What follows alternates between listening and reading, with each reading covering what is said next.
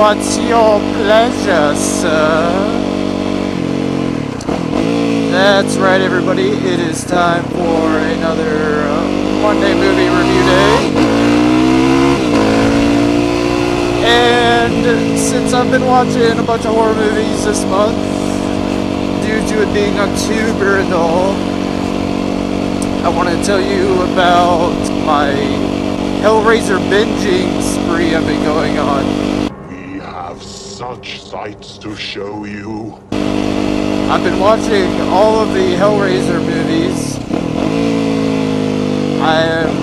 I've seen most of them before, a few times actually, but I didn't really realize there were so many of them. There are, in fact, 9. That's right, 9 Hellraiser movies. Not quite. I've seen the first couple a bunch of times, and I've seen the 2011 Hellraiser Revelations movie before, but I didn't realize there was like 3 of them in between that I hadn't seen, so I figured I'd start at the beginning. I've gone through the first 4 already, even though they do tend to get progressively worse. Fuck you. They're still entertaining movies to me because they're just so hilariously brutal. Now, can we talk sensibly? That's kind of the running theme with those movies, is they just try to push it as far as they can to make it as gross and just insane as possible, and I really appreciate that. I feel like if you're gonna make a horror movie, make a fucking horror movie. Make it, you know, if it's not gonna be very scary, at least make it hilariously grotesque. And they have done that. Oh, you suffer beautifully. I remember being a kid and being terrified of Pinhead, just seeing back when Blockbuster existed, movie rental stores existed. I'd always kind of like briskly walk past the horror section because I was a little bitch. But I was a little kid, so what are you gonna do? But I remember every time I would pass the Hellraiser covers and see, you know, Pinhead's creepy ass, I was especially pee my pants out, creeped out. But now, I love that stuff, and Pinhead is the greatest. You're pleased to see me. Probably one of my top absolute favorite horror genre characters. There's one scene in particular in the first one, and they replay it again in the beginning of the second one, and every time I see it, I just start laughing so hard because it's hilarious. Where the main guy who starts to, I think his name was Frank, he was the guy who kind of tries to come back to life, and the Cenobites have to come back and get him and stuff. It's at the very end of the first movie. He's been taken back by the Cenobites, and he's being kind of ripped apart by the hooks, the flesh hooks. And he just looks at the girl, Christy, and he stares at her and says, "Jesus wept." And he says it like that, and it's, oh my god.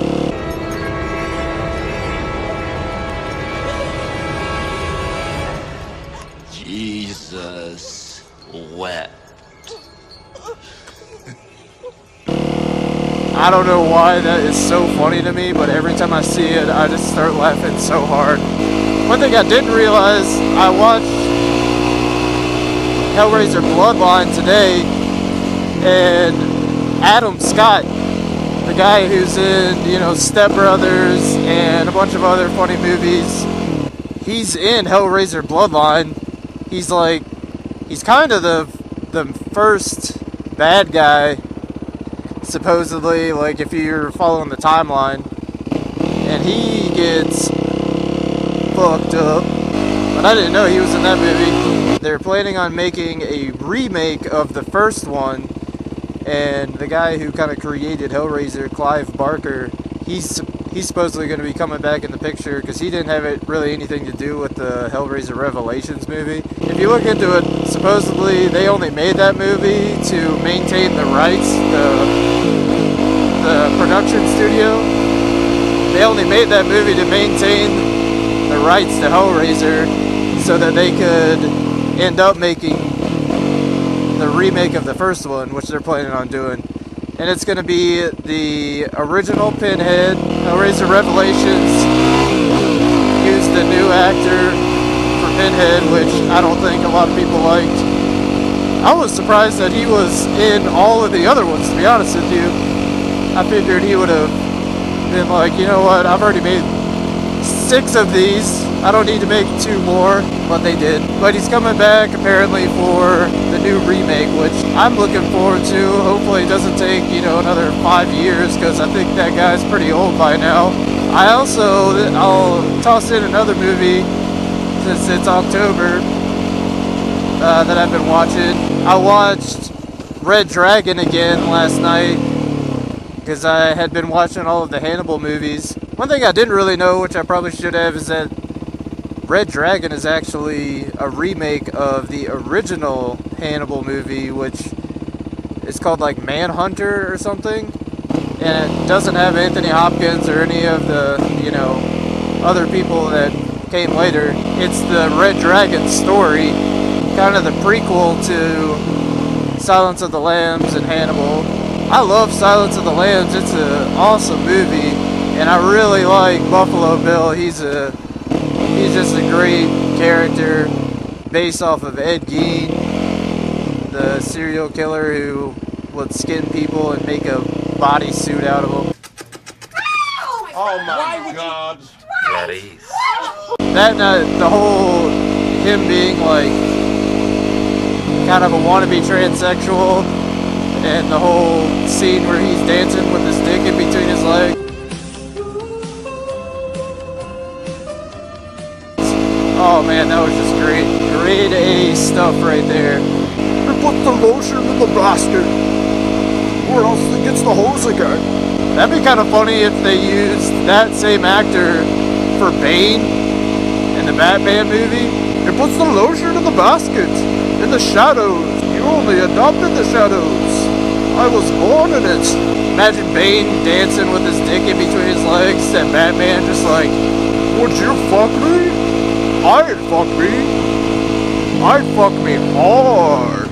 But yeah, Red Dragon, I love that movie. It's really good. Edward Norton's one of my favorite actors. He's done a pretty awesome career for himself. There's some movies that were kind of hit or miss, but, you know, I would argue that any faults in the movies that he's done has been pretty much based on the writing. But Red Dragon's really good. I like the actor who played the Fairy Tooth Killer.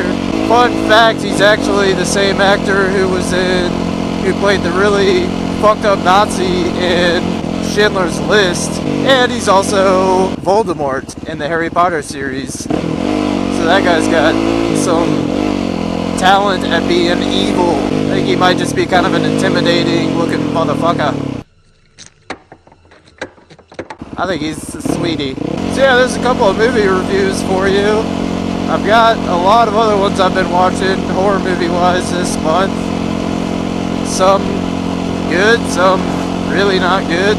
For anybody who likes the movie The Babadook, go fuck yourself. I don't understand why people like that movie so much. I've watched it. That kid just annoyed the shit out of me. Still waiting to get into the Halloween movies again.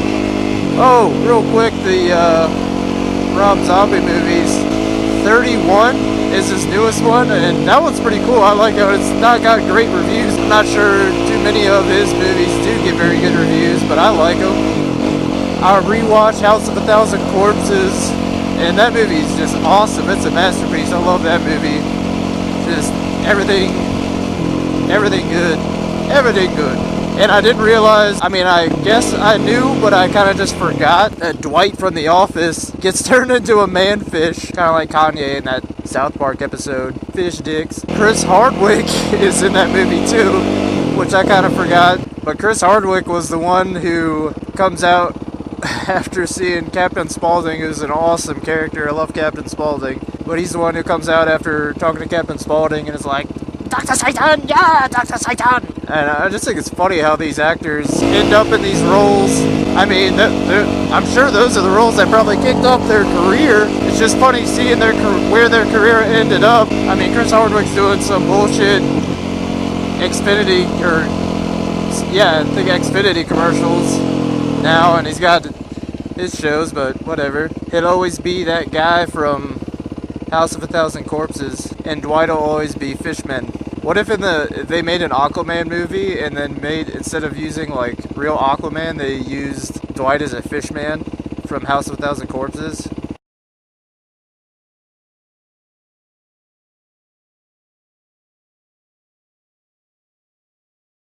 Oh, no tears, please. It's a waste of good suffering. Fuck you.